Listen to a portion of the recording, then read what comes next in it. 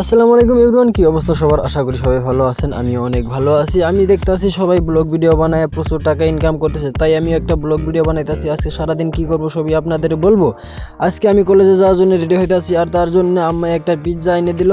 আমি পিৎজা খাইতাছি। আর গাইস চিন্তা করো না, এরকম পিৎজা আমরা ডেলি খাই চা দিয়ে।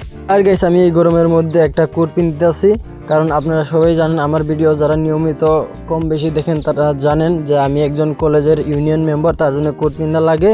তাই গরমের ভিতরে একটা চশমা কোট লাগাইলাম, দেখেন কিরম লাগে। আর আমার মানি ব্যাগে দেখেন প্রচুর টাকার সাথে মানি ব্যাগ ভরে গেছে গা। আর গাইস দেরি না কইরে পট কইরে আমি কলেজে যাওয়ার জন্য রওনা দিলাম।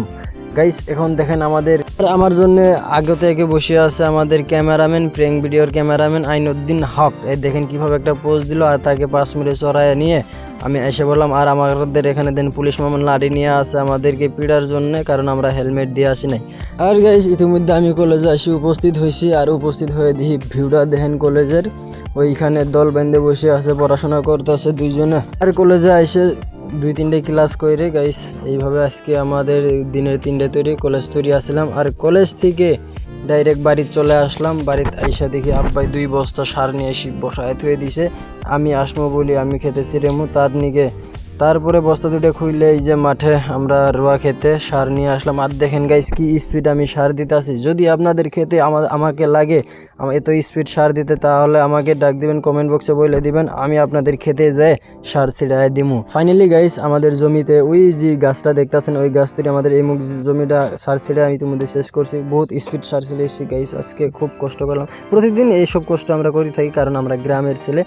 বস যারা গ্রামে থাকে তারা এই গ্রামের সৌন্দর্য উপভোগ করতে পারে। এই যে দেখেন 2 বস্তা সার আমি ছিঁড়ে শেষ করলাম। আর গাইস আরেকটা বস্তু আপনাদের আমি অল্প সময়ের ভিতরে দেখাবো। আমাদের গ্রামটা কৃষক এত সুন্দর লাগে আপনাদের, এই জন্যই আমি বলবো।